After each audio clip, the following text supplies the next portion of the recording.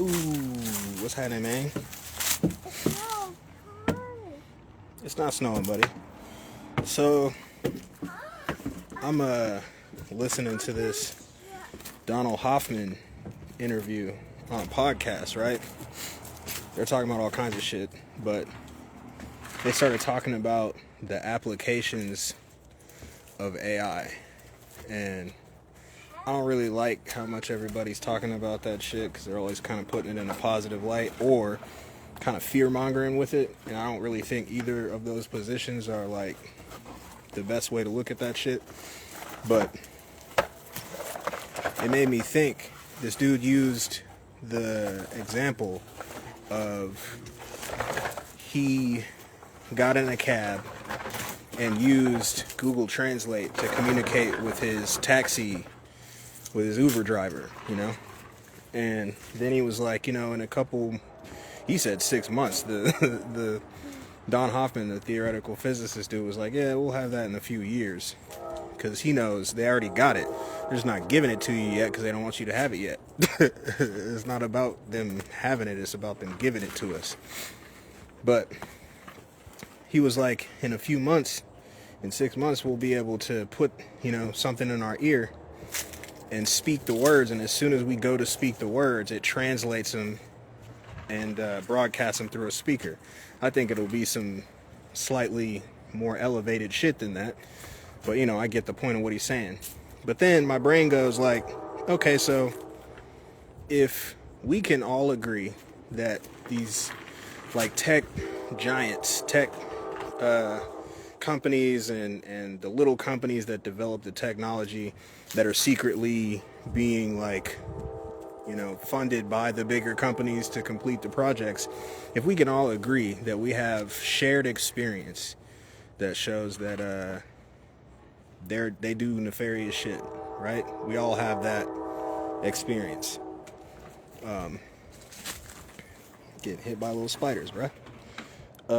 If we can all agree that that is something that is a reality, then why would we trust them in making technology that could be manipulated in either direction so hard? Like, with that example, you're now entrusting this piece of technology that you know very little about to dictate your conversation with another person.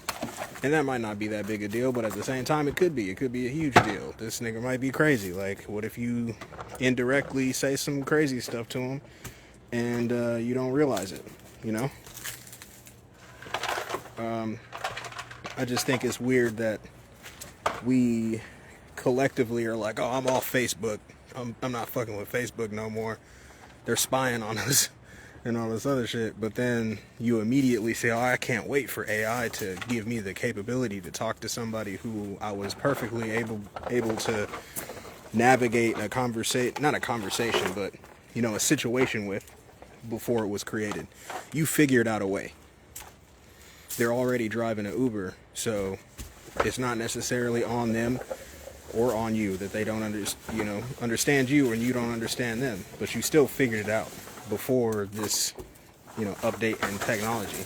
And it's not to say that there shouldn't be technology to help with that, but if you don't trust the companies that are making these technological advances in other forums, like Facebook or whatever, then why are you immediately throwing trust at another iteration of that? Because it's not even to say that you shouldn't fuck with Facebook. Like, if you don't really have nothing that you care about hiding, what's the problem with it? It's just a matter of what's important to you, really. But that made me think, like, why are you acting like it's so important to you to have this privacy or this sovereignty in another forum, but then when something else pops up, you're like, ooh, I need that. I don't really get that. That don't really make a lot of sense to me. So yeah, I don't know, I was just thinking about that.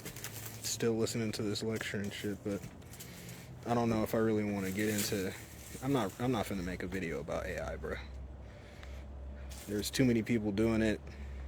It's unless it kind of falls into something else I'm talking about, like, you know, I made the delineation between